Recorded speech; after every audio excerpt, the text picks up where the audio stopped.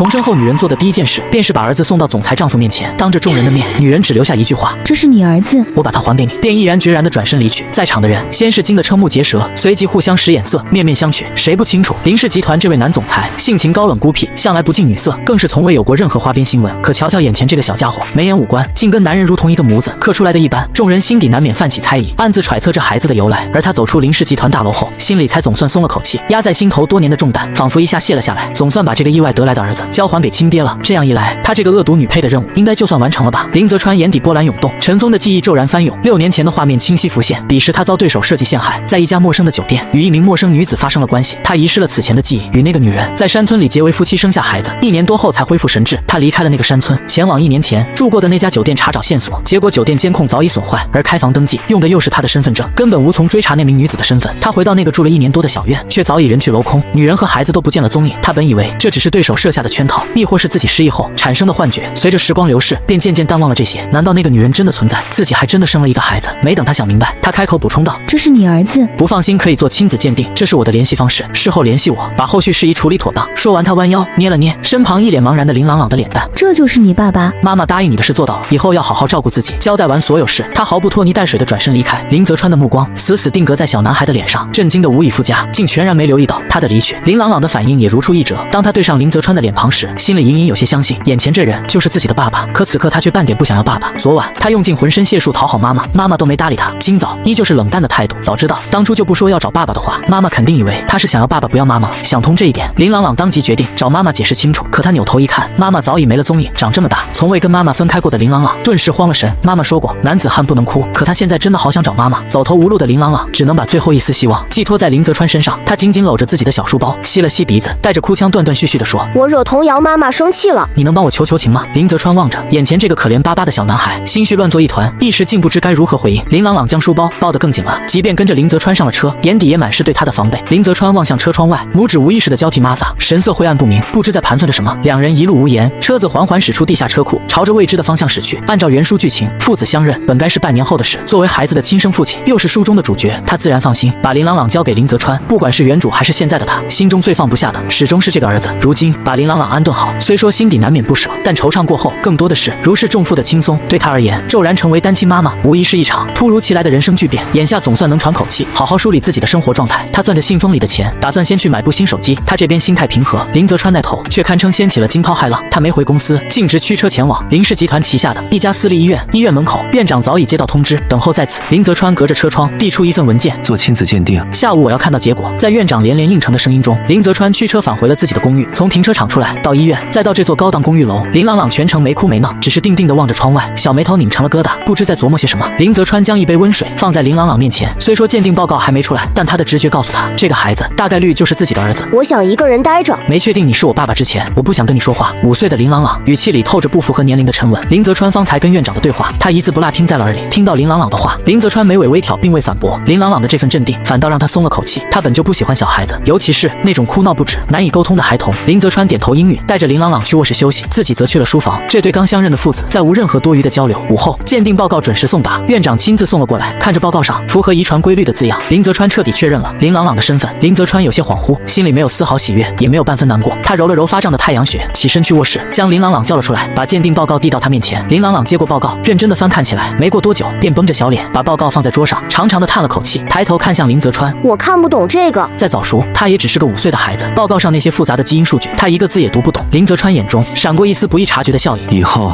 我就是你爸爸。”他本想让自己的语气柔和些，可从未有过与孩童相处经验的他，说出来的话反倒显得生硬又别扭。林朗朗并未在意这些，只是定定地盯着林泽川的脸，像是要把这张所谓爸爸的模样刻进心里。良久，他才低声应道：“我知道了。那你现在能送我回去找妈妈吗？我已经记住爸爸的样子了，现在只想回到妈妈身边。”就在这时，门铃突然响起，是刘特助到了，手里还拿着一叠厚厚的资料。他实在想不通，向来一心扑在工作上的老板，为何会突然让他去调查一个名叫童瑶的女人？难道是老板对这个女人有意思？可这女人已经有孩子了。林泽川站在门口，并未让他进屋，接过资料后，语速极快地吩咐道：“把明天的会议和工作全部推掉，后天的议程暂时搁置，等我通知。”说完，不等刘特助反应，便砰的一声关上了门。老板为了私事推掉工作，这还是头一遭。刘特助满脸诧异地离开了。林泽川拿着资料，没有去林朗朗的房间，而是特意走到阳台，先翻看起他的资料。大学毕业后，在一家食品公司做文员，日常就是3点1线的平淡生活。资料里的他，平凡的不能再平凡，而普通人的生活往往意味着拮据。林泽川几乎可以以断定，这个女人找上门来，无非就是为了钱。既然林朗朗是他的儿子，自然该留在林家，接受最好的教育，他会给他相应的补偿。毕竟他是孩子的生母，他不想把事情闹得太难看。林泽川拿起手机，照着纸条上的号码拨了过去。你好，请问是哪位？童小姐你好，我是林泽川。此刻他正在吃午饭，听到这个名字，便知晓对方已经确认了林朗朗的身份。你已经确定林朗朗是你的亲生儿子了？是啊。明天上午10点，丽水小区3栋202，我们见面谈。林泽川应声答应，还想再试探一下他的态度。刚说了一个字，听筒里便传来了忙音，他被挂电话了。林泽川的脸色瞬间沉了下来，而他这边却是不小心把粥洒在了地上，手忙脚乱收拾完，才发现自己不知何时按断了通话。不过想想也没什么，他和他之间本就没什么好寒暄的，明天见面再谈也不迟。挂了电话，林泽川走进屋，跟林朗朗说：“明天我带你去见他。”林朗朗重重点头，小脸上满是严肃，那神情跟林泽川简直如出一辙。他左手半握成拳，大拇指扣着食指，一副心不在焉的模样。这正是林泽川思考时的习惯性动作，难道这也会遗传？林泽川心底莫名一软，第一次真切地感受到眼前这个小男孩是他的儿子。能跟我说说你这些年的生活吗？林泽川第一次生出了跟一个小孩子聊天的念头。林朗朗皱起小眉头，眼神带着几分抵触。你以前不知道我的存在，以后也不用知道。凭借着自己聪明的小脑袋瓜，他已经想明白了，这个爸爸以前根本不知道有他，不然也不会去做亲子鉴定。电视里都说，只有怀疑孩子不是自己的，才会去做鉴定。这样的爸爸都是坏人。5岁的林朗朗直接一竿子打翻了一船人。林泽川愣住了，他没想到儿子对自己竟然带着这么深的敌意。可我现在知道了。知道了又能怎么样？你妈妈把你送过来，就是要把你交给我，以后你都会跟我生活在一起。你骗人才不是这样！林朗朗情绪激动地抓起桌上的水杯，朝着林泽川砸了过去。5岁的他一着急就会忍不住摔东西。林泽川偏头躲开水杯，眉头紧锁，语气冰冷：“林朗朗，你这是没规矩的表现，你妈妈没教过你吗？”林朗朗被他严厉的语气吓了一跳，哇的一声哭了出来，大声喊道：“我才不用你管！”说完便转身跑回卧室，砰的一声反锁了房门。林泽川只觉得太阳穴隐隐作痛，他坐在沙发上揉了揉头发，跟一个5岁的孩子打交道，竟然比开一天的会议还要累。原本约定好9点出门，结果早上7点，林朗朗就已经起床了，背着自己的小书包，乖乖的坐在客厅里等候。他不催也不闹，就那么定定的坐着。林泽川走到哪里，他的目光就跟到哪里，只要两人视线交汇，就能清晰的从他脸上看到什么时候走得急切，眼神里的催促几乎要溢出来。最终林泽川拗不过他，两人在7点50分便出了门。林泽川的西装内袋里装着一张早已准备好的银行卡，里面有500万的余额。他心想，只要他不提过分的要求，他都可以答应。这500万算是给他这些年养育孩子的辛苦费，其他的好处还可以再谈。孩子还小，脾气品性都能重新引导，绝不能跟在他身边被养歪了。林泽川势必要拿到孩子的抚养权。他居住的地方是个老旧小区，之所以选择在这里租房，主要是因为价格便宜，1分钱1分货，环境自然好不到哪里去。小区里的胡同狭窄逼仄，林泽川的车子根本开不进去，两人只能步行进去。2名保镖留在车里看守，另外4名则跟在身后。一进小区，林朗朗就认得了路，心情肉眼可见的好了起来，一路小跑着往家的方向奔去。可想起他之前把他丢下的举动，又在2楼楼梯拐角处停了下来，乖乖的等着。落在后面的林泽川上前敲门，小孩子的情绪全都写在脸上。林泽川想起初见时儿子让他帮忙向他求情的模样，心里暗自思忖，看来他在孩子心里地位还是比较重要的，只要他不太过分，看在孩子的份上，他可以适当让步。然而林泽川在门口等了整整半个小时，先后敲了3次门，屋里始终无人应答。他转头看向林朗朗，林朗朗立刻提议，不在家的话就打电话吧。可电话打过去，却提示对方已关机，约定的时间是上午10点，现在才8点35分。林泽川想跟儿子讲道理，是他们来早了，应该先回到车上，等到约定时间再过来。可林朗朗根本没打算跟他沟通，直接抱着书包坐在了门口，连看都不看他一眼。面对一个5岁的孩子，林泽川实在没什么可劝的，他揉了揉发胀的太阳穴，只能站在一旁陪着等候。又过了半个小时，他手里拎着打包好的早餐，慢悠悠的回来了。刚走到胡同口，看到那辆格外扎眼的豪车时，他就觉得有些不对劲。等走到单元门口上了楼，瞧见堵在楼梯口的一行人，他瞬间明白了过来，怪不得楼上的王大妈今天没在小区凉亭里坐着放广播，原来是被林泽川这阵仗吓得不敢出来了。他扫了一眼林泽川和他身后的4名保镖，这几人一看就不好招惹，往楼梯口一站，直接把路堵得严严实实。老人家哪里敢出门？不是约好10点的吗？他皱着眉头打开房门，视线扫过林朗朗，眼底满是你辜负了我的愤怒与委屈。当初是谁哭着喊着要找爸爸的？说完他收回视线，径直走进屋里，完全没有要招呼他们进屋的意思。没过5秒钟，他又拿着一个文件袋走了出来，递到林泽川面前。这是林朗朗的户口本、疫苗本之类的证件，后续需要我办理什么手续，打电话通知我就行，慢走不送。话音刚落，他便砰的一声关上了房门。林泽川揣在兜里的银行卡，甚至还没来得及掏出来。一旁的林朗朗见他压根不搭理自己，心里更委屈了。妈妈肯定还在生气。他抬头看了眼身旁的林泽川，父子俩四目相对，大眼瞪小眼。妈妈这下真的不要自己了吗？越想越伤心，林朗朗忍不住抽抽搭搭的哭了起来，嘴里还不忘埋怨林泽川你真没用啊。林泽川顿时愣住了，他再次敲了敲门，童小姐，我想我们需要好好谈谈。其实他今早做了个噩梦，梦到了原主的凄惨下场，梦境无比真实，原主所承受的痛苦，他仿佛感同身受。醒来时，他大口喘着粗气，额头全是冷汗。梦里林泽川那冰冷的眼神，强大的压迫感，至今仍让他心有余悸。吃了点早餐，他才勉强平复好心情，本想回家好好准备一下，再面对林泽川，没成想他竟然提前来了，让他刚压下去的恐惧感又冒了出来。听到门外林泽川的声音，他深吸几口气，不断在心里告诫自己，我不是原主，不会重蹈他的覆辙。了。林泽川又算什么东西？我可不像原主那样懦弱可欺，而且现在一切都还来得及，什么都没发生。做好心理建设后，他转身打开了房门。林泽川顺势走了进来，不动声色地打量着这间小屋，面积不大，但收拾得干净整洁。林先生，不好意思，能否让我先跟林朗朗单独说几句话？得到林泽川的默许后，他看向林朗朗，跟妈妈进里屋聊聊。林朗朗想傲娇地扭过头拒绝，可他根本没给他机会。说完便径直走进了里屋。林朗朗瘪了瘪嘴，把书包放在茶几上，不情不愿地跟了进去。林泽川坐在客厅里，手指有节奏地敲击着膝盖，他压根没心思猜测他要跟孩子说什么。在他看来，他无非就是想借机索要更多的钱财。他的视线落在了电视后面的墙上，那里挂满了照片，全是他和林朗朗的合照，从婴儿时期的百日宴满月照到4岁生日时吹蜡烛的模样，照片密密麻麻地贴了一整面墙，完整地记录了林朗朗的成长轨迹。看着照片里那个跟自己几乎一模一样、笑容灿烂的小男孩，林泽川眼底闪过一丝柔和，这孩子跟他长得实在太像了，他已经彻底接受了自己有个儿子的事实。20分钟后，房门打开，他从里面走了出来。林泽川看了眼时间，起身跟了上去。他径直走向阳台，开口说道：“咱们就在这里谈吧。”他的态度平淡疏离，既没有他预想中的殷勤讨好，也没有刻意的攀附，这让林泽川越发觉得他是在欲擒故纵，这是另一种索要钱财的手段。林朗朗跟你过，我只有一个要求，每月我要有2天的探视权。如果孩子愿意过来，你就送他过来；如果他不愿意，那也不勉强。后续还有什么需要办理的手续，你直接打电话通知我就行。他语气干脆，耐心已经快要耗尽。刚才劝这个便宜儿子，已经把他嗓子都说干了，实在没精力再跟林泽川周旋。至于书中男女主的爱恨情仇，他半点不想掺和。把孩子安顿好，他就要去过自己的生活了。林泽川从怀里掏出那张银行卡，放在桌上，这里面有500万，是给你这些年养育林朗朗的辛苦费，其他的要求我们可以再谈。好，他没有丝毫犹豫地应了下来，随即补充道：“这笔钱我会存起来，以后留给林朗朗。关于孩子的抚养权，我没意见。后续需要签字的文件，你提前1天通知我就行。”他的爽快反倒让林泽川有些意外，他本以为他会狮子大开口，没成想他竟然这么好说话，这让他越发觉得他心里藏着别的心思。我只有一个要求，对孩子好一点。这孩子跟着我吃了不少苦。林泽川的目光下意识地瞟向里屋的房门，疑惑林朗朗为什么还没出来？难道是在收拾行李？他哪里知道，林朗朗压根不想跟他走，是他好说歹说才劝住的。他跟林朗朗说，让他先去跟爸爸相处一段时间，住上10天半个月，等回到幼儿园就可以跟其他小朋友炫耀自己有爸爸，再也不会有人说他是没爸的孩子。他还告诉他，妈妈这里永远是他的家，他随时可以回来。林朗朗再早熟也没能看穿他这缓兵之计，在他看来，林朗朗从小就没离开过他，只要到了林泽川那里，感受到更好的生活，玩得开心了，说不定就不愿意回来了。退一步说，要是林朗朗在林泽川那里受了委屈，哭闹着要回来，那也说明林泽川没照顾好他，到时候他再把孩子接回来照顾也不迟。等他回到里屋，发现林朗朗的行李箱里装的全是乱七八糟的东西，床头柜掉下来的一个脚台灯的绳子就手机壳，几乎把他平时接触到的小物件都塞了进去。林朗朗，你要不要把承重墙也拆下来带走？听到他的话，林朗朗抬头，一脸懵懂地看了看他，然后用力把行李箱里的东西往里面推了推，硬是挤出一个小角落，拍了拍空出来的地方，认真地问：承重墙是什么？这里还有地方可以装得下？他彻底无语了。离开的时候，林朗朗还是不愿意走，想留在家里，吃完晚饭再去林泽川那里，可他家里没买菜，更不想再面对林泽川那张冰山脸，便拒绝了。不行，妈妈还有事情要忙，让爸爸带你去吃好吃的，好不好？林朗朗撅着小嘴，抬头看向身旁的林泽川，希望他能帮自己说句话。结果林泽川直接拿起他的行李箱，转身就走了。林朗朗只能闷闷不乐地跟在后面，走的时候还不停回头张望，心里暗暗下定决心，最多在爸爸那里住10天，然后就回来找妈妈。妈妈离了自己肯定不行。开车的林泽川将林朗朗的低落尽收眼底，这孩子倒是挺依赖他那个妈妈。想起他利落收下500万，干脆交代完所有事的模样，林泽川的眉头微微皱起。在商场摸爬滚打多年，他深知这种看似光明磊落、做事干脆的人，往往隐藏的最深，暗地里手段颇多，心思难以揣测。他本以为自己这般坦荡的态度能让林泽川对他产生点好印象，就算做不成朋友，看在孩子的份上，日后也能井水不犯河水。万万没想到，他这问心无愧的举动，反倒让他对他心生戒备。送走林朗朗后，他立刻向原来的公司递交了辞职申请。幼儿园园长那边也核实了情况，得知林朗朗要去爸爸那里生活，不会再回幼儿园上学后，主动把学费退给了他，加上他自己的存款，他算了算，足够支撑他参加比赛的开销。于是他便全身心的投入到比赛准备中。然而这样安逸的日子，他只过了3天。第4天中午，他刚吃完午饭，就接到了一个陌生电话，听筒里传来林朗朗撕心裂肺的哭声：“妈妈，你快来接我回家，我要回家了。”那哭声凄惨无比，仿佛受了天大的委屈。儿子，你先别哭，告诉妈妈你在哪里，发生什么事了。他一边安抚，一边快步往门口走去。林朗朗的性子向来坚强，在原主的记忆里，他几乎从未这般哭闹过，能让他哭成这样，肯定是出大事了。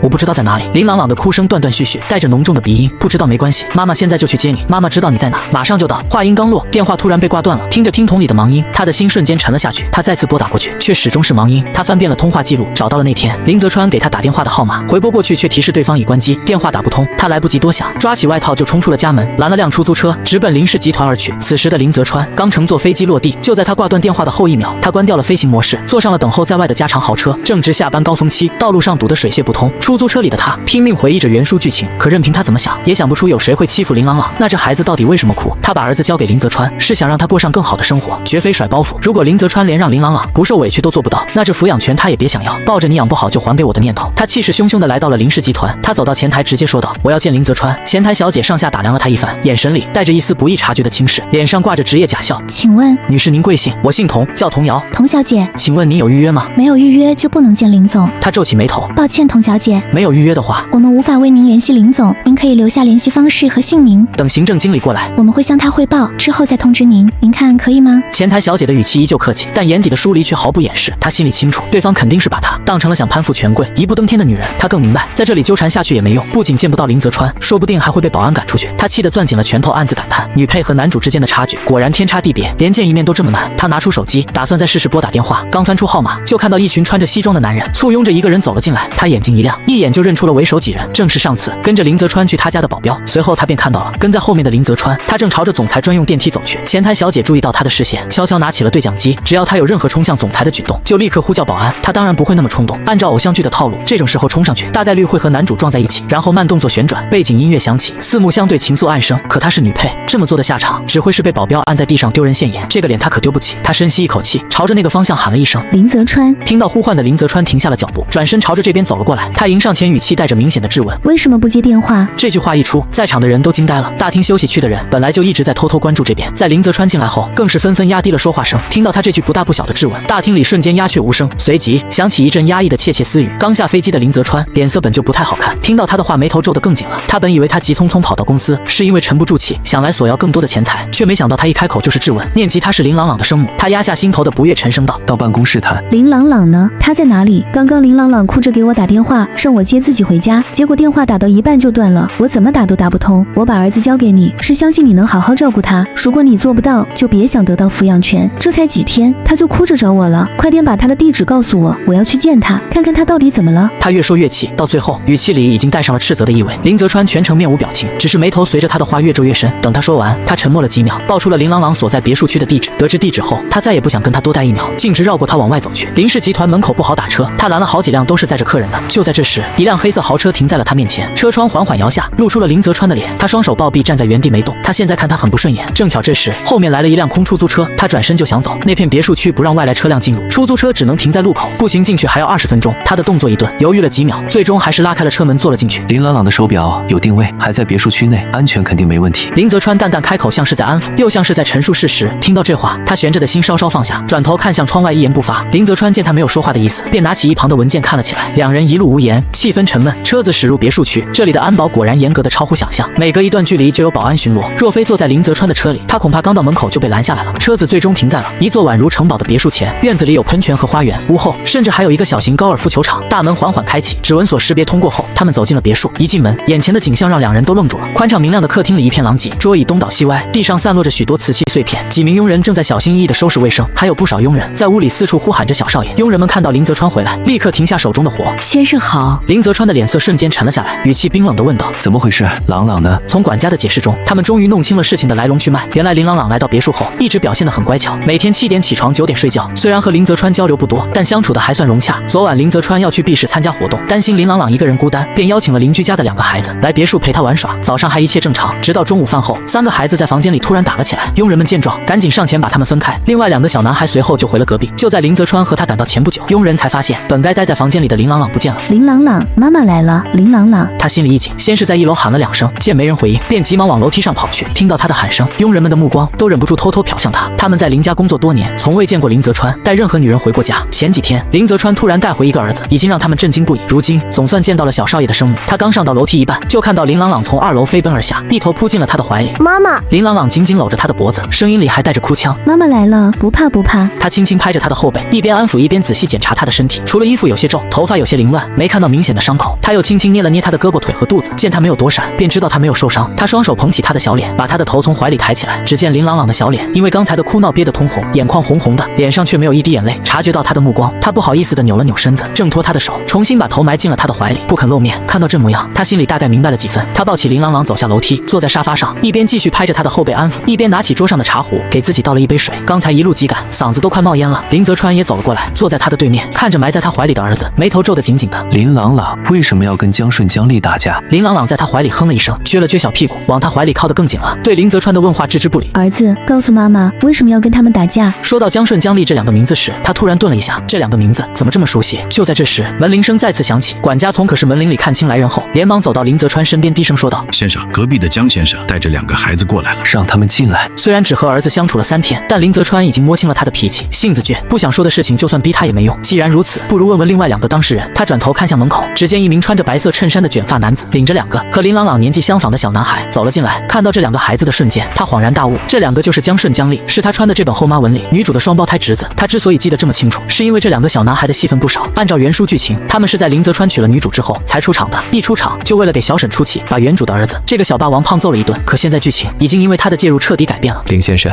是不是我家这2个小子在这闯祸了？他俩一回来就互不理睬，问起缘由又都闷不吭声的。林泽川的目光掠过他怀里的林朗朗，将江年的话听在耳中，他眉梢微扬，这便是说话的门道。女主的姐夫确实情商出众，这般说辞，一来不得罪林家，二来能摸清事情的来龙去脉。若真是江家这边理亏，他再表态也为时不晚。他将视线落回江年脸上，这位男女主的姐夫没少为女主出谋划策，桩桩件件都看似为女主着想，实则更深层的缘由是，一旦林泽川成了他的妹夫，对江家的生意大有裨益。江年无疑是个精于算计的人，在林先生跟前还敢装哑巴？你们2个臭小子，还不快把事情说清楚！兄弟俩对父亲本就心存不服，也向来不怕江年，可面对眼前这位不苟言笑的林先生，却难免有些发怵。若不是父亲在家执意要他们来林家做客，他们半点也不愿来。后来听说林先生要出差，不在别墅里，这才不情不愿的来了。江顺、江丽，跟阿姨说说，到底发生了什么事好吗？2个孩子不敢像对江年那样置之不理，不约而同的看向了童瑶。是你们和林朗朗闹别扭了？兄弟俩齐齐摇了摇头，这个反应让他有些意外。是事情与林朗朗无关，还是他们在刻意包庇？无论哪种情况，都超出了他的预料。是哥哥把林朗朗的玩具弄坏了，却硬说是我弄的。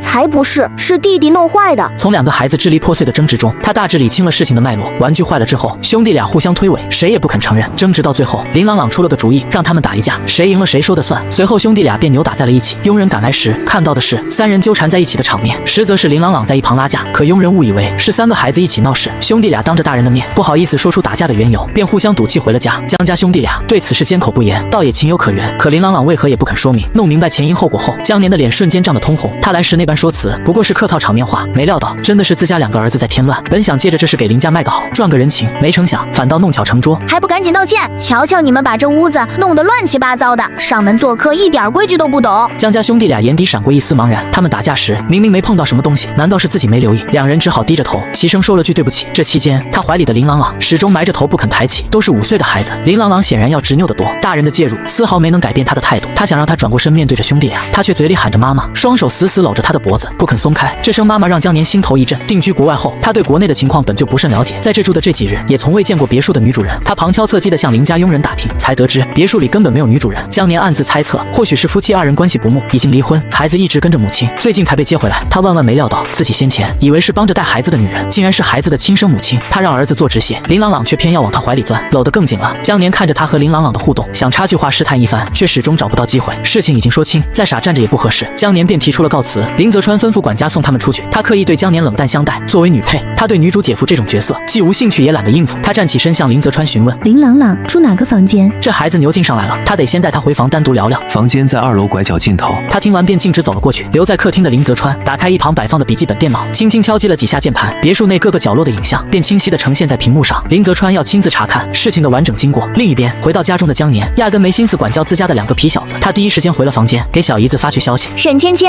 你什么时候回国啊？姐夫，我这边的事情处理完就回去。看完小姨子的回复，江年收起手机，他盘算着趁这段时间正好可以好好观察一下隔壁的情况。他的小姨子绝非配不上林家主人的位置。房间里没了外人，林朗朗终于肯松开搂着他的手，他双手抱臂靠在墙边，居高临下的看着他。林朗朗手指抠着床单，眼神左躲右闪，始终不敢与他对视。他原本以为是林朗朗和江家兄弟发生了冲突，没料到这小霸王居然不走匹夫之勇，反倒用计仅凭一个玩具就成功离间了兄弟2人。否则以他一己之力，就算拳头再硬，也打不过2个孩子。再说这屋内的混乱程度，2个小孩子打架能闹到多大动静？怎么可能把屋子弄得这么狼藉？佣人说看到3人厮打在一起，他合理怀疑是这小霸王故意掺和进去，就是想把屋子搅得一团糟，能摔的摔，能砸的砸。妈妈，这里的小孩子都好吓人，我不想待在这儿了，你带我走好不好？沉默了片刻，林朗朗开始装可怜，用力挤了挤眼睛，却怎么也挤不出眼泪。听完这句话，他更加确定自己的猜测没错。林朗朗搞出这么多事，最终目的就是想让他带他走。不愧是男主的儿子，才5岁就有这般心思，算计得一环扣一环。来之前，林朗朗朗明明答应过他会在爸爸这边好好待着，可现在却反悔了，只想回家找他。他定定地看着他，林朗朗撅了撅鼻子，他现在可不好骗了。我想回家，我已经知道爸爸是谁了，也和他相处过了，现在可以回去了。林朗朗躺到床上来回翻滚着，滚累了就歇一会，歇够了再接着滚。他心里满是困惑，为什么以前对妈妈管用的招数现在都失灵了？他在一旁冷眼看着他耍脾气。这时房门被敲响了，林泽川站在门口，神色间明显有话要说。他跟着他走出房间，让林朗朗在屋里乖乖待着。来到书房，林泽川调出了监控录像，画面里清晰地记录着兄弟俩的争执，而弄坏玩具的真凶其实是林朗朗。从监控中能看到，玩游戏的3个孩子里，只有江顺、江丽玩得开心，林朗朗则百无聊赖地坐在一旁，不知道在琢磨什么。随后他搬凳子的时候，不小心压坏了玩具的一条腿。正在一旁玩耍的兄弟俩并未察觉。10分钟后，兄弟俩因为玩具是谁弄坏的吵了起来。林朗朗坐在一旁，小手托着下巴静静看着，直到最后，他才轻飘飘地说了一句：“你们打一架呗，谁赢了谁就对。”今天非要让你跪地求饶不可！哈哈哈哈！痴心妄想看招。兄弟俩最近痴迷武侠片，说起话来颇有江湖气息。小孩子打架不比成年人，两人互相抓住对方的胳膊，就这么僵持住了。这时林朗朗跳出来喊：“楼下打，楼下更宽敞。”正巧当时别墅里的佣人一半在吃午饭，另一半在花园整理草坪，1楼大厅就成了江家兄弟的练武场。两人滚在地上互相推搡，你抓他一下，他挠你一下。林朗朗则在一旁看了好一会，直到把手里的一袋小饼干吃完，才上前拉架。可他这帮忙还不如不帮，一上前，3个小家伙就闹得更凶了，一会撞到花瓶，一会扯掉桌布，把原本整洁的大厅弄得狼狈不堪。佣人听到动静赶来，连忙将3人分开。往后退了2步的林朗朗在台阶处不小心摔了个屁股蹲，他歪着头，眼神定格在一处，小脸紧绷着，像是在思考什么重大的事情。佣人过来想扶他，被他挥手推开了。大约3、4分钟后，他拍了拍屁股，站起身，走到客厅沙发旁，拿起茶几上的手机上了楼。就是在这个时候，江家兄弟俩被佣人送回了隔壁。监控画面切换到2楼拐角，能看到林朗朗拿着手机，一边哭一边看着时间，正是给他打电话的时候。至于电话挂断无法接通，真不是林朗朗故意想让他着急，而是他手太小，没拿稳手机，手机掉在地上，正好磕在了瓷花盆的边缘，摔成了2半。在电脑前，他完整看完了这便宜儿子耍小聪明的全过程，从最初的事不关己看热闹，到后来的掺和其中，最后恍然大悟加以利用。他瞥了一眼林泽川，暗自心想，自己小时候可没这么多心思，竟然是随了男主。没料到林泽川却皱着眉头说道：“小小年纪不该有这般心思，童小姐，林朗朗需要严加管教。”他没有反驳，反而点了点头。林先生说的对，林朗朗很聪明，确实需要正向引导，只是在琢磨如何教育孩子的同时，林先生是否应该先学着做一名合格的父亲。才仅仅3天，林朗朗就哭闹着要回来，可见这别墅里没有任何让他留恋的地方。面对他的反问，林泽川神色凝重，他哪里知道该如何做一个好父亲。他继续说，林朗朗做这一切只有一个目的，让我带他走，离开你身边。你想好好教育林朗朗，前提是得先把他留住，连人都留不住，谈何教育？他的一番话说的林泽川心里凉飕飕的。在商场上向来能言善辩的林总，此刻嘴唇动了动，竟然一句话也说不出来。他眸色暗沉，眼底闪过一丝极快的幽光。沉默片刻后，林泽川从怀里掏出一张支票，填上数额后推到他面前，支票金额是100万。我想请童小姐帮个忙，希望童小姐能劝朗朗留下，后续事宜我自有安排，这是给童小姐的辛苦费。他挑了挑眉，拿起支票看了看。林泽川见他拿起支票，心中暗忖，果然是个贪财之人。狐狸尾巴终于露出来了，他随即把支票推回他面前。这笔钱就当是我的食宿费，还请林先生收好。今晚我和林朗朗住一个房间，我会好好劝他，希望林先生能把握住这个机会，别让我的努力白费。望着他转身上楼的背影，林泽川忍不住磨了磨后槽牙，抓起支票揉成一团，扔进了垃圾桶。因为兄弟俩打架的事，林朗朗到现在还没吃午饭，他捂着咕咕叫的肚子跳下床，从行李箱里拿出一袋小饼干，刚撕开包装袋，就听到了敲门声。林朗朗立刻把饼干塞到枕头底下，摆出一副委屈巴巴、苦大仇深的表情。他面无表情地喊他下楼吃饭，语气听不出喜怒。林朗朗心里有些忐忑，不知道自己能不能如愿回家。他乖乖跟在他身后下了楼。楼下餐厅里，林泽川已经坐在餐桌旁了，他在一旁坐下，丝毫没有拘谨之感。毕竟他都交了100万的食宿费，只是他心里有些惊讶，林泽川竟然还没走。之前在公司的时候，他明明一副公务繁忙的样子，他叫住他之前，他身边的助理还拿着文件夹，像是在汇报工作。他暗自心想，林泽川大概是既担心儿子，又防备着他这个亲妈。林朗朗走到他旁边坐下前，特意把椅子往他这边挪了挪，两人靠得更近了些。随后他拿起筷子和碗自己吃了起来。林朗朗在吃饭方面向来不用他操心，在同龄孩子还需要家长喂饭的时候，他已经能用筷子熟练夹菜了。5岁的林朗朗吃饭规矩得很，不会把食物弄得乱七八糟，每次都吃得干干净净。最难得的是他从不挑食。林泽川本不喜欢小孩，但并不讨厌林朗朗这个亲生儿子，很大程度上也是因为林朗朗的性格。这几日来，林朗朗不吵不闹，吃饭睡觉都不用人哄，说起话来也像个小大人。这样的林朗朗让林泽川实在不明白，他为什么非要回家？之前相处的不是挺好的吗？若是他知道林泽川的想法，定然会嗤之以鼻。真当孩子这么好糊弄，这么好养吗？一顿饭3人吃得格外安静。他吃饱放下筷子后，林朗朗赶紧咽下嘴里的菜，也跟着放下了筷子，目光紧紧盯着他。林泽川早就吃完了，却坐在原位没有离开。他拿起餐巾擦了擦嘴角，对林朗朗说：“在这里再住一阵子吧。”为什么呀？我不想待在这里，我都已经待了快1个星期了。你不是一直想找爸爸吗？留下来多和爸爸相处不好吗？这些年来你一直跟在我身边，也该多陪陪爸爸，尽尽孝心了。我不要，我不要，我还小，尽孝的事等长大了再说。何况他也没养过我啊。他语气加重了些。爸爸养过你，妈妈说的话你不听吗？母子俩的对话，字字句句都像冷箭一样射向林泽川。他想插话，却根本插不进去。就在这时，林泽川的电话响了，是秘书打来的，说史密斯先生的航班提前抵达，马上就要到集团了。这是林氏集团今年最重要的跨国合作，此次会面洽谈直接关系到合同能否敲定，林泽川必须亲自到场。林泽川挂断电话，刚说了一个字，旁边的林朗朗就突然哇哇大哭起来，一边哭一边问他是不是不要他了。完全没有存在感的林泽川只好闭上了嘴。他拿起外套走出屋子，吩咐身后的管家多留意他和朗朗的动静。林泽川对他依旧充满了深深的防备，谈合作并非一蹴而就，再加上林泽川还有其他工作要处理。等他回到别墅时，已经是晚上10点了。这个时间林朗朗本该早就睡了，可今天却没有。林泽川刚进宅子，就看到林朗朗端着一个托盘往楼梯上走，托盘里放着一杯柠檬水。佣人张开双手，小心翼翼地在旁边护着。听到开门声，林朗朗回过头看到是林泽川，又立刻转了回去。林泽川到现在还没听到林朗朗叫他一声爸爸，一开始以为是孩子不好意思，现在看来分明是孩子根本没接受他这个父亲。看着林朗朗小小的身影上了楼，林泽川向身旁的管家问道：他怎么还没睡？小少爷，这是在讨好童小姐呢。随后管家讲起了下午发生的事。面对林朗朗的撒泼耍赖，他始终不为所动，直到林朗朗哭累了，嗓子沙哑的干呕了2声，他才告诉他哭闹解决不了任何问题。真的这么说？管家点点头。总之，最后小少爷就不哭了。林泽川回想起监控里他铁面无私的样子，看着林朗朗哭闹却无动于衷，显然他并非是那种会因孩子哭闹而心软的人。后来，童小姐向我讨要了纸笔，似乎在对着手机效仿学习什么。小少爷就在一旁端茶递水、鲜榨果汁、清洗水果，忙前忙后的操劳，还不许我们搭手帮忙。林泽川颔首示意，知道了，你也去歇息吧。说罢，林泽川便登上了楼梯。另一侧的房间里，林朗朗把柠檬水搁到他手边。妈妈，他方才回来了。他正专注投入的学习，愣了2秒才反应过来，林朗朗口中的他指的是林泽川。他搁下笔，活动了一下脖颈。已经10点多了，你上床歇息去吧。我回来之前，要是发觉你还没睡，我能睡着，我可困了。他满意地点了点头，起身走出房间，去叩击林泽川的房门。可房间内毫无回应，他暗自思忖，那就明日再谈吧。刚转过身迈出2步，就听见咔嗒一声，房门开启。林泽川身着浴袍，手里攥着毛巾，擦拭着湿漉漉的发丝，侧着头望向他。这猝不及防的画面让他心头一紧，下意识地后退了一步。他瞬间忆起了书中的一个情节：女配登门叩门，向身着浴袍的男主倾诉爱慕之情，称想给孩子一个完整的家，还主动揽住了男主的腰肢。结局自然凄惨无比，女配被直接驱逐出别墅，就连先前靠男主协助获得的工作也彻底丢失。那一夜的雨比一平找他母亲要钱那晚下的还要猛烈。也正是从那时起，男主不再给女配留丝毫情面，女配的悲惨结局就此拉开帷幕。他用力晃了晃脑袋，将脑海中浮现的画面驱散。可他并非原主。童小姐有何要事？大半夜叩门，还直勾勾地盯着我发怔，但愿不是我揣测的那般情况。他对上林泽川略显厌弃的脸庞，顿时喉咙发堵，暗自懊悔自己犯了糊涂。本以为他刚归来，正好把事情说清楚，省得他明日还要早起，存了睡懒觉的念头。没料到反倒引发了误会。他镇定地说道：说是方便，我们此刻去书房商议林朗朗的事；说是不便，便等明日你上班前再谈。他给了林泽川2个抉择。经历了这件事，男主的房间他瞧见了，定然绕道而行，再主动叩门一次，他就是蠢猪。林泽川望着眼前突然略带怒气的他，思索了片刻。童小姐先去书房等候，我随后就到。他当即转身离去，没有丝毫迟疑。林泽川没让他等候太久，仅仅换了一身家居服便赶了过来，未擦干的发丝还带着些许湿润。林泽川落座后直接开门见山：童小姐，关于林朗朗有什么事要商议？他不愿过多寒暄客套，他也懒得浪费时间，径直说道：林朗朗已经应允暂住一段时日了，他先前一直想养条狗，我没同意，这次愿意留下来，是因为我跟他说林先生会给他买一只狗，这也是林朗朗主动献殷勤的缘由。他想等回家的时候把狗一同带走，又怕我不答应。如今的林朗朗已然认清了局势，知晓以前的那些小伎俩都不管用了。我跟他说，只要他表现良好，就可以把狗带走，这才有了你看到的那一幕。见林泽川没有言语，他强压下翻白眼的冲动，继续解释：父子之间的血缘是与生俱来的，但感情需要慢慢培育。接下来你可以陪同林朗朗去买狗养狗，通过这些事情增进父子间的互动，让他对你产生感情，这样他才会心甘情愿地留下来。他说的苦口婆心，全是发自肺腑的想法。林朗朗之所以不愿留在此地，核心症结就是对林泽川没有感情。以男主的性情，再结合管家先前说的那些事，他无需求证也能猜想得到，这对父子俩每日说的话恐怕都不超过20句。这样一来，孩子不想走才怪。片刻后，林泽川皱起眉头，语气有些生硬地说道：可是我不喜欢狗。他心里一阵无语，感情他刚才说的话全白费了。他也不再多言，径直说道：那明日我就带林朗朗走。他把林朗朗交付给他的亲生父亲，就是信任男主会对他好，结果如今连为儿子养条狗都不情愿。看来书中的剧情也并非全然属实，儿子还是跟着他更稳妥。他走到门口，还没来得及开门，就听见身后传来林泽川咬牙切齿的声音：我买条狗便是了。他停下脚步：林先生可要言出必行。说罢，他开门走了出去。他知晓林泽川其实惧怕狗，一见到狗就会心跳加速，手脚僵硬。不过这种恐惧是可以克服的。他在外面见到狗时，即便内心慌乱不安，表面上也能装作镇定自若，旁人根本无从察觉。据书中剧情，后期他似乎因为林朗朗真的克服了这个心理障碍。他就是想看看他会不会为了林朗朗做出让步。好在他应允了。即便知晓书中的剧情，他还是忍不住想要试探。他必须确认这便宜儿子能在此地过上无忧无虑的生活，能轻松自在的待在男主身边。而这一切的前提是男主足够重视这个儿子。如今看来，试探的结果让他颇为满意。这一晚，除了林泽川，其他人都睡得十分安稳。毕竟他第二日还要带林朗朗去买狗。第二日早餐时，餐桌旁仅有林泽川和林朗朗两个人。林朗朗兴致勃勃的喋喋不休，念叨着自己想要什么样的狗，还要给狗狗买什么样的牵引绳、狗盆等等。林泽川垂着眼帘，安静的聆听着。自从英语买狗后，这一早上林朗朗对他说的话比过去3天加起来的都多。你妈妈童谣呢？林朗朗说，妈妈昨日说今日要睡到中午才起身。林泽川望着坐在椅子上拿着平板电脑翻阅着狗狗照片的儿子，缓缓开口，你妈妈？林泽川问，平日里也睡到这个时辰吗？过去3天，林泽川从未向林朗朗询问过任何关于童谣的问题，也没打探过林朗朗以前的生活。他原本以为只要专注于未来，有他亲自教导林朗朗便足够了，结果却换来了孩子哭闹着要回家。这一次，林泽川学聪明了，他要先了解儿子的过往，等彻底摸清情况后，再和儿子一同迈向未来。林朗朗放下平板，挺直身子，神情严肃地望向林泽川。林泽川的动作微微一顿，挑了挑眉，迎上儿子的目光。妈妈猜得真准啊，请过好你自己的生活。林朗朗继续说，这是妈妈让我说的，如果你问起我这个问题，就这般答复你。这句话的言外之意十分简单，关你什么事，管好你自己便可。林泽川瞬间愣住了，他听懂了话里的弦外之音，握着叉子的手不自觉地攥紧，显然没料到自己主动示好的询问会换来这样一句带着疏离感的回应。抬眼看向林朗朗，试图从那张稚嫩的小脸上找出些玩笑的痕迹，可林朗朗眼神坦荡，完全是照本宣科的认真模样。你妈妈？林泽川问，还教了你什么？林朗朗歪着脑袋思索了片刻，小手拍了拍膝盖。妈妈说，无需什么事都告知他人，自己开心最为重要。还有，不许随意吃陌生人给的东西，不许跟陌生人走。说到这里，他顿了顿，眼神里多了几分戒备。妈妈说，你如今还不是我的好朋友，顶多算半个陌生人。半个陌生人5个字像小锤子似的敲在林泽川心上。他活了30多年，在商场上叱咤风云，什么样的难题没遭遇过，却偏偏在面对这个亲生儿子时屡屡受挫。他张了张嘴想反驳，我是你爸爸，可话到嘴边又咽了回去，连一句爸爸都没听到过。这个身份此刻显得格外苍白。吃完早饭，林泽川说，我们去买狗。提及买狗，林朗朗眼睛瞬间亮了起来，刚才的严肃模样一扫而空，兴奋地追问，真的吗？我们现在就去吗？买什么样的狗都可以吗？吃完早饭就出发，只要是合法合规的宠物狗都可以。林朗朗立刻加快了吃饭的速度，小嘴巴塞得鼓鼓的，像只偷吃东西的小松鼠。林泽川看着他这副模样，紧绷的嘴角不自觉地柔和了几分。两人刚吃完早饭，门外就传来了轻微的脚步声。林朗朗耳朵灵敏，立刻从椅子上跳下来，朝着门口跑去。他打着哈欠走过来，身上还穿着宽松的居家服。看到餐厅里的两人，他愣了一下，随即恢复自然。这么快就要走？妈妈，我们吃完早饭要去买狗了。这么快就安排妥当了？童瑶看向林泽川，童小姐要一同前往吗？不了，我还有事务要处理，你们去吧，注意安全。童瑶对林朗朗说，林朗朗，跟着爸爸好好听话，不许顽皮胡闹。知道了。林泽川看穿了林朗朗的心思，买完狗回来，你可以把小狗带到妈妈房间里玩一会儿。这句话瞬间击中了林朗朗的软肋，他立刻点头好，望着两人准备出门的背影，他倚在门框上，眼神复杂。他知晓这是林泽川拉近和林朗朗关系的第一步，也是必经之路。作为目前，他需要适时退出，给他们父子相处的空间，心里却还是忍不住有些担忧，担心林泽川的冷性子会再次伤害到孩子，担心林朗朗的期待会化为泡影。另一边，江年正站在自家别墅的窗边，看着林泽川和林朗朗走出林家大门，坐上了一辆黑色的轿车。他立刻拿出手机给小姨子发去讯息，沈芊芊，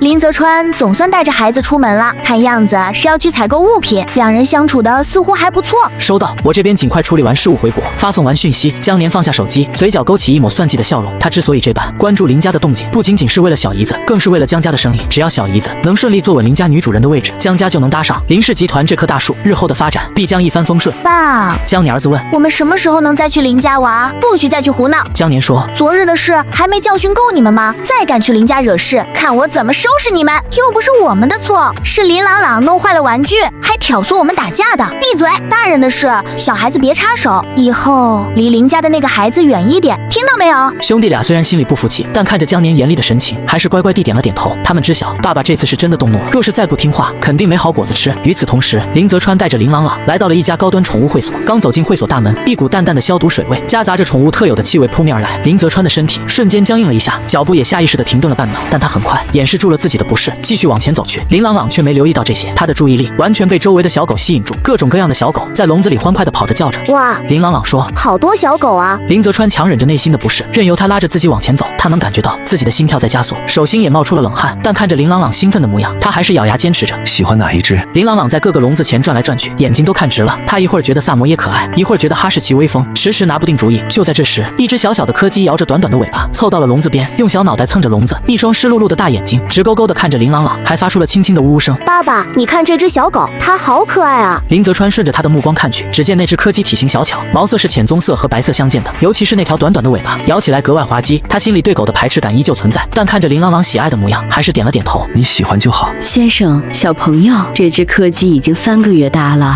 性格温顺，很适合作为家庭宠物。我们就要它了。林泽川示意工作人员办理手续，自己则站在一旁，尽量远离笼子。他能感觉到自己的呼吸有些急促，便下意识地深呼吸了几下，试图平复内心的紧张。林朗朗则全程蹲在笼子边，和柯基互动着，一会儿对着他说话，一会儿用手指隔着笼子轻轻抚摸他的脑袋。柯基也很配合，乖乖地蹭着他的手指，发出愉悦的叫声。办理完手续后，工作人员把柯基从笼子里抱了出来，放到了一个便携的宠物笼里。林朗朗小心翼翼地抱着宠物笼，脸上满是喜悦的笑容。小狗，以后我就是你的主人了，我给你取个名字好不好？叫小布丁。这个直白又形象的名字让工作人员忍不住笑了出来。林泽川也微微勾了勾嘴角，紧绷的神经放松了些许。他发现和林朗朗在一起的时候，自己紧绷的情绪总会不自觉地缓和下来。我们再给小布丁买些东西吧。好。随后两人又在宠物会所里挑选了狗窝、狗粮、牵引绳、玩具等一系列用品。林朗朗全程都很兴奋，每一样东西都要亲自挑选，还不停地和林泽川探讨哪个更好。林泽川虽然对这些东西一窍不通，但还是耐心地听着林朗朗的想法，偶尔给出一些建议。这是他们父子俩第一次如此和睦地相处，没有争执，没有疏离，只有一种淡淡的温馨。买完东西后，两人坐上了回家的车。林朗朗抱着装有小布丁的宠物笼，一路都在和小布丁说话，叽叽喳喳的像只小麻雀。林泽川坐在一旁安静地听着，偶尔侧过头看一眼他，眼神里多了几分自己都没察觉到的温柔。回到林家别墅，林朗朗第一时间抱着宠物笼跑向了他的房间。他正在电脑前处理工作，听到敲门声便说了一句：“进来。”妈妈，你看这是我的小狗，我给它取名叫小布丁。他放下手中的工作，看向宠物笼里的柯基，笑着点了点头。真可爱。小布丁这个名字很适合他，得到他的认可，林朗朗更加开心了。他把宠物笼放在地上，打开笼门，小心翼翼地把小布丁抱了出来。小布丁刚出来有些认生，缩在林朗朗的怀里，瑟瑟发抖。小布丁别怕，这是我妈妈，她不会伤害你的。他看着眼前温馨的一幕，心里暗暗松了口气。看来林泽川这次确实是用心了，有小布丁作为纽带，相信林朗朗和林泽川之间的关系会慢慢缓和下来。林泽川随后也走了进来，手里拎着买给小布丁的用品。他看到他和林朗朗相处融洽的模样，眼神闪了闪。这些东西需要放置在哪里？我让佣人来整理吧。不用麻烦佣人了，我们自己来就行。林朗朗，我们一起给小布丁布置新家好不好？好。于是他和林朗朗一起把狗窝放在了房间的角落，铺上了柔软的垫子，又把狗粮和水碗放在了狗窝旁边。林泽川站在一旁，看着他们忙碌的身影，犹豫了一下，也走上前帮忙。3个人一起动手，很快就把小布丁的新家布置好了。林朗朗把小布丁放到狗窝里，小布丁在垫子上转了几圈，然后蜷缩起来，闭上眼睛，似乎是累了。小布丁好乖啊，你也要像小布丁一样乖，好好在这里待着。林朗朗抬起头看了看他，又看了看林泽川，点了点头。我知道了，妈妈。看到林朗朗终于松口，林泽川心里悬着的石头终于落了下来。他知道这只是一个开端，想要真正赢得孩子的认可，还有很长的路要走，但至少他已经迈出了第一步。接下来的几天，林朗朗的生活重心几乎都放在了小布丁身上。他每天早上醒来的第一件事就是去看望小布丁，给他喂食换水，带着他在别墅的院子里散步。林泽川也尽量抽出时间陪同林朗朗和小布丁一起玩耍。在和小布丁的相处中，林朗朗和林泽川之间的关系越来越和睦。林朗朗不再像以前那样排斥林泽川，偶尔还会主动和他交谈，分享自己和小布丁之间的趣事。林泽川也慢慢学会了如何和孩子相处，不再像以前那样冷冰冰的，脸上的笑容也多了起来。他看着他们父子俩的变化，心里很是宽慰，但他也知道这只是表面的平静。江年那边肯定不会善罢甘休，而女主的回归也必然会给这个家带来新的波澜。果然没过几天，江年就又找了个借口来到了林家别墅。这次他没有再提之前的事，而是特意带了一些小孩子喜爱的零食和玩具，说是给林朗朗的。童小姐，林总，我路过一家母婴店，看到这些东西挺适合朗朗的，就买了些过来。江先生，太客气了，让你破费了。林泽川只是点了点头，没有多言。他对江年始终保持着警惕，知晓他这般做肯定是有目的的。朗朗呢？我想看看他。在院子里和小布丁玩耍呢。来到院子里，江年看到林朗朗正和小布丁在草坪上嬉戏，小布丁围着林朗朗跑前跑后，林朗朗的脸上满是开心的笑容。他立刻走上前，笑着说道：“朗朗，叔叔来看你了，还给你带了好吃的和好玩的。”我不要你的东西。江年脸上的笑容僵了一下，随即又恢复自然。朗朗，叔叔没有恶意的，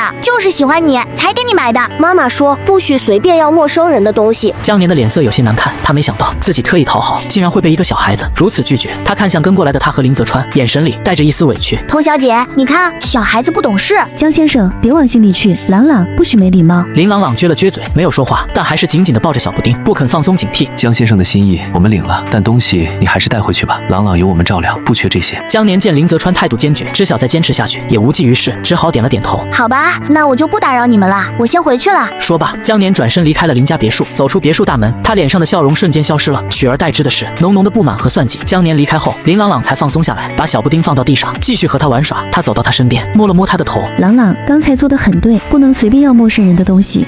妈妈教我的，我都记住了。林泽川看着这一幕，心里对他的印象又改观了几分。他原本以为他他是个只会溺爱孩子的人。如今看来，他对孩子的教育还是很有原则的。日子一天天过去，林朗朗和林泽川之间的关系越来越亲密。林朗朗不再直呼林泽川的名字，而是偶尔会叫一声爸爸。虽然声音很轻，但每次都能让林泽川欣喜不已。而他也慢慢开始淡出他们的生活。他知道自己终究只是一个过客。林朗朗最终还是要和他的亲生父亲生活在一起。他能做的就是在这段时间里帮助他们父子俩建立起深厚的感情，让林朗朗能够健康快乐的成长。这天晚上，他正在收拾行李准备离开，林朗朗突然跑了进来，抱着他的腿哭着说道：“妈妈，你是不是要走了？你不要离开我好不好？”他蹲下身，擦了擦他脸上的眼泪。朗朗，妈妈不是要离开你，妈妈只是要去一个很远的地方工作，等你长大了，妈妈就会回来找你。我不要妈妈去工作，我要妈妈一直陪着我。就在这时，林泽川走了进来，他看到眼前的一幕，心里很是复杂。他知道他离开是迟早的事，但看到林朗朗如此伤心，他还是有些不忍。朗朗，妈妈有自己的事情要做，我们应该支持她。以后爸爸会一直陪着你，还有小布丁也会陪着你。林朗朗抬起头，看了看林泽川，又看了看他，眼泪还是不停地往下掉。可是我想妈妈，妈妈会经常给你打电话视频的，而且你要是想妈妈了，也可以给妈妈打电话。林朗朗点了点头，哽咽着说道：“那妈妈一定要经常给我打电话。”好，妈妈答应你。他把收拾好的行李放在门口，然后蹲下身，紧紧地抱了抱林朗朗。朗朗要好好听爸爸的话，好好照顾小布丁，做一个乖孩子。林朗朗点头答应，随后他站起身看向林泽川，眼神里带着一丝嘱托。林先生，朗朗就托付给你了。童小姐放心，我会好好照料她的。他最后看了一眼林朗朗，然后转身离开了林家别墅。走出大门的那一刻，他心里有不舍，也有欣慰。不舍的是和林朗朗这段时间的相处，欣慰的是他终于能够和自己的亲生父亲幸福的生活在一起了。林朗朗看着他离开的背影，眼泪又掉了下来。林泽川把他抱在怀里，轻声安慰：“朗朗，别哭了，妈妈会回来的。我们回去吧，小布丁还在等我们呢。”爸爸，我想妈妈。爸爸知道，爸爸知道。林泽川轻轻拍着他的背，安慰着他。月光下，林泽川抱着林朗朗慢慢走回了别墅。别墅里，小布丁在狗窝里安静地睡着，而他坐上了早已等候在门口的车，朝着远方驶去。他知道这段旅程已经结束，而林朗朗和林泽川的新生活才刚刚开始。他也将开启属于自己的全新人生，不再是书中的女配，而是真正的自己。林家别墅的灯光渐渐远去，最终消失在视线里。他靠在车窗上，闭上眼睛，嘴角勾起一抹释然的笑容。或许这就是最好的结局，每个人都能找到属于自己的幸福，在各自的人生轨迹上闪闪发光。